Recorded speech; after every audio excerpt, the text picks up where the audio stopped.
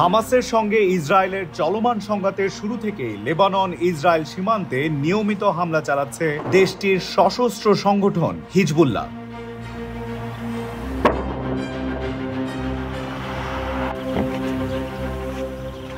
আল জাজিরায় প্রকাশিত এক প্রতিবেদনে বলা হয়, সংগঠনটির উপনেতা জানিয়েছেন ইসরায়েল লেবাননে হামলা চালালে সর্বাত্মক যুদ্ধে জড়াতে তারা প্রস্তুত।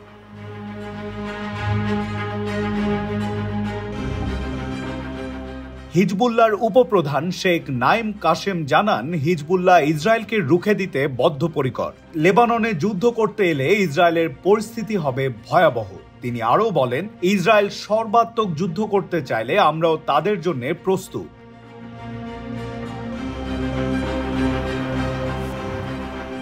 গত ৮ মাস ধরে হিজবুল্লাহর সঙ্গে নিয়মিত হামলা পাল্টা হামলা চালাচ্ছে ইসরায়েল। চলমান গাজা সংঘাত লেবাননে বড় আকারে ছড়িয়ে পড়তে পারে বলে আশঙ্কার কথা বেশ কয়েকবার বলেছেন সংশ্লিষ্টরা।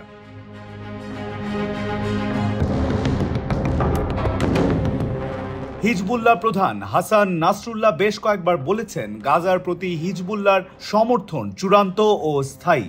সাম্প্রতিক সময়ে ইসরায়েল সীমান্তে হামলার মাত্রা বাড়িয়েছে হিজবুল্লাহ। গতকাল মঙ্গলবার টানা দ্বিতীয় দিনের মতো ইসরায়েলি সামরিক ঘাঁটিতে আত্মঘাতী ড্রোন হামলা চালিয়েছে সশস্ত্র সংগঠনটি। এই হামলাকে লেবাননের বিরুদ্ধে ইসরায়েলের ভয়াবহ হামলার জবাব হিসেবে উল্লেখ করেছে তারা।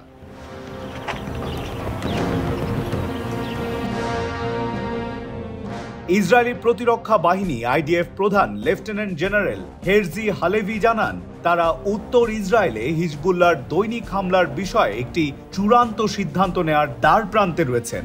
হালেভি বলেন, আমাদের আছে শক্তিশালী প্রতিরক্ষা, হামলা চালানোর প্রস্তুতি এবং আমরা সিদ্ধান্ত নেয়ার দ্বার প্রান্তে আছি।